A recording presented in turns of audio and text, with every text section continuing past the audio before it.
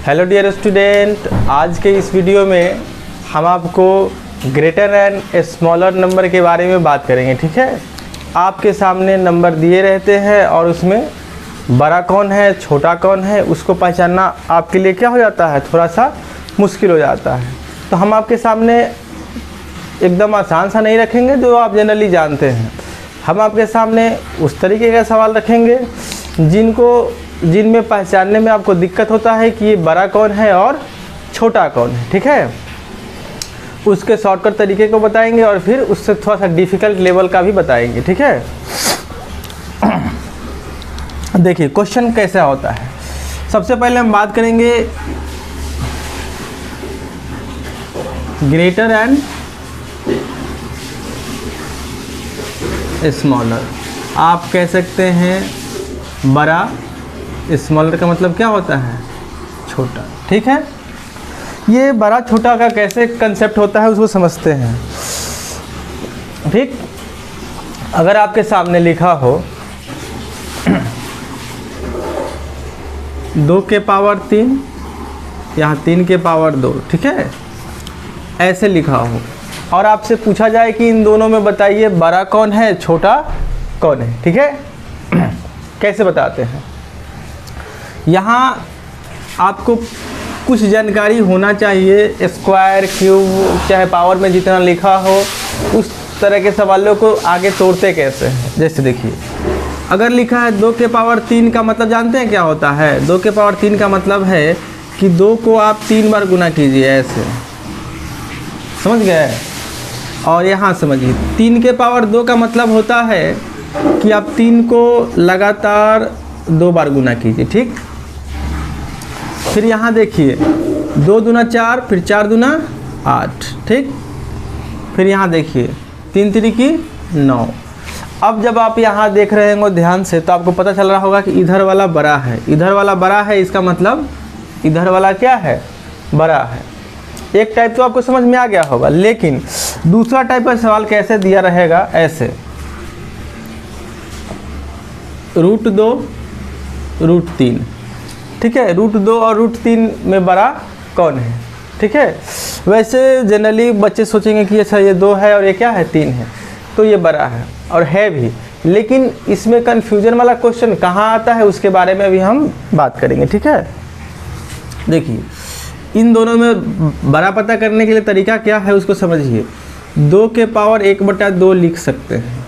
ठीक, अब क्यों लिख सकते हैं, पिछले क्लास में पढ़ाए हुए हैं हम कि किसी भी संख्या पर अगर रूट लगा हुआ है उसका मतलब उसके पावर में 1/2 होता है। ठीक, यहाँ समझिए ये √3 का मतलब 3 के पावर में भी क्या होगा, 1/2 ही होगा। ठीक, अब इसके बाद का स्टेप क्या होता है उसको समझिए। जो इसके फ्रैक्शन में नंबर होता है उसका हम एलसीएम लेते हैं। क्या करते हैं, एलसीएम। तो 2 और 2 का एलसीएम लेंगे तो 2 ही होगा। क्या होगा, 2 ही होगा। इस चीज़ का ध्यान रखिएगा। अब यहाँ अगला स्टेप क्या करते हैं कि जो 2 के पावर 1/2 है ना, जो एलसीएम आया है उसको उससे गुना करेंगे। ठीक, 2 के यहाँ 3 है, 1/2 है, जो एलसीएम आया उससे गुना करेंगे तो ये और ये क्या होगा, कट जाएगा।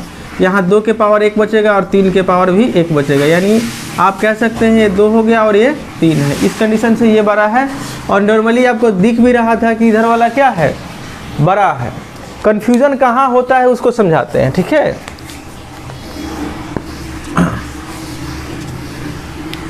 कंफ्यूजन यहाँ होता है। जैसे 4 एक मिनट,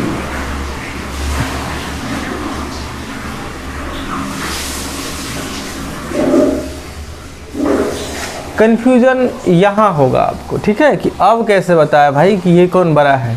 तो बहुत लोग अपना अंदाजे से बताएंगे कि ये बड़ा होगा, फिर कुछ लोग कहेंगे ना ना ना ये बड़ा होगा।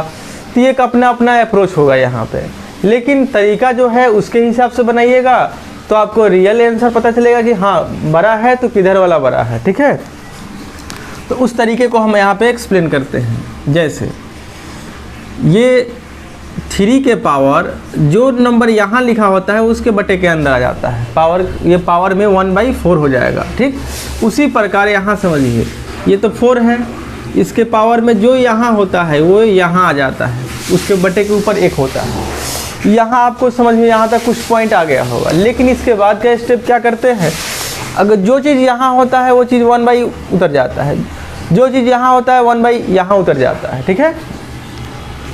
इसके बाद क्या करते हैं कि यहाँ जो बटे के नीचे जो भी नंबर होगा उसका एलसीएम लेते हैं। क्या करते हैं, एलसीएम। 4 और 3 का एलसीएम लेंगे तो हमारा कितना हो जाएगा, 12। कितना हो जाएगा, 12 हो जाएगा। इस चीज़ का ध्यान रखिएगा, जो एलसीएम आएगा ना उसको गुना करेंगे। 1/4 है उसको 12 से गुना करेंगे क्योंकि एलसीएम आया था, ठीक। यहाँ 4 के पावर 1/3 है, इसको भी 12 से क्या करेंगे, गुना करेंगे। अब आपके मन में ये चीज़ आ रहा होगा कि यहाँ पे आप 12 से गुना क्यों कर रहे हैं, तो ये हमारा एलसीएम जो आएगा ना उसी से पावर में क्या करेंगे, गुना करेंगे। और ये तरीका इसलिए बनाया गया है कि क्वेश्चन आसानी से सॉल्व हो जाए। 4 से 3 बार में कट जाएगा, यानी 3 के पावर 3 बचेगा, ठीक। 3 से कटेगा 4 बार में, यानी 4 के पावर 4, ठीक। अब ये 3 के पावर 3 है, 4 के पावर 4 है, कहीं यहाँ से भी हमें एक आंसर मिल रहा है कि कौन बड़ा है। 3 के पावर 3 का मतलब 3 गुने 3 गुने 3।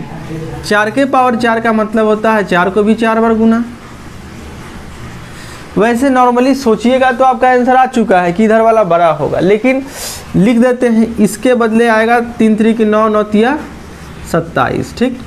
4 चौके 16, 16 चौका 64 और 64 चौका होता है 256, यानी इधर वाला क्या है, बड़ा है। आपको थोड़ा सा आइडिया लग गया होगा कि कैसे पता करते हैं, ठीक है। बहुत सारे सवालों को सॉल्व कीजिएगा तो वहाँ आपको पता चल जाएगा, ठीक है। और देखिए क्या क्या क्वेश्चन आपसे पूछा जा सकता है, ठीक। आपसे ये भी ऐसे भी सवाल पूछा जा सकते हैं, 2 के पावर 2 उसके पावर 2, ठीक। 2 के पावर 2 और उसके पावर 2।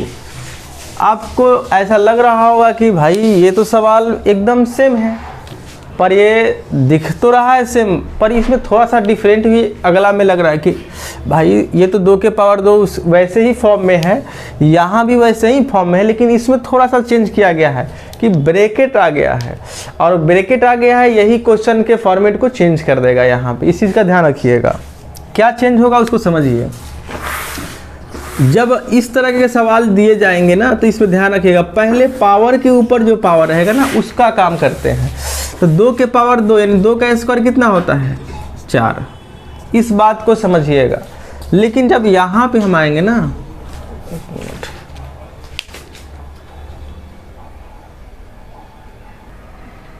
यहाँ पे आप समझ गए होंगे कि इसका पावर तो 4 आ गया, लेकिन यहाँ पे क्या होगा, पावर के ऊपर पावर होता है ना, ठीक है, तो वो क्या करता है, आपस में गुना करता है।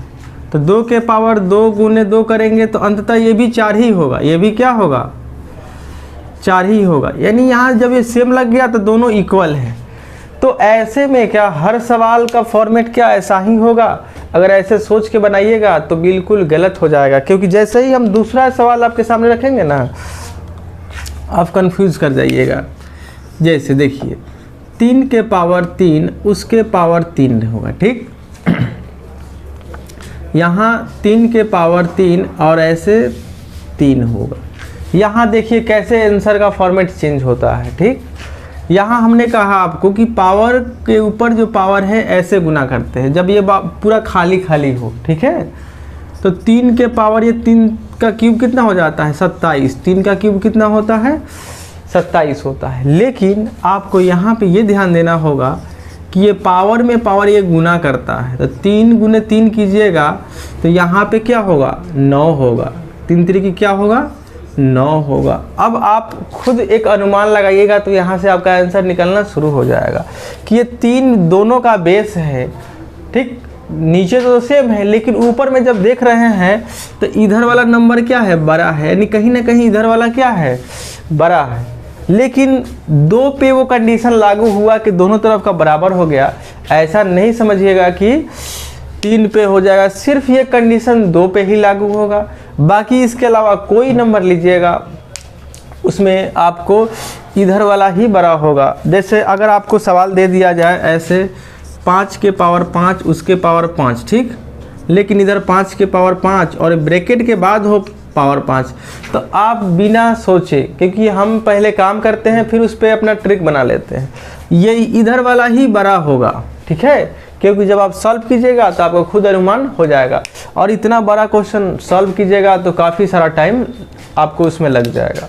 तो आई होप कि ये आपको समझ में आया होगा, ठीक है। अगर ये वीडियो बढ़िया लगे तो इसको लाइक, सब्सक्राइब और शेयर ज़रूर कीजिएगा। धन्यवाद।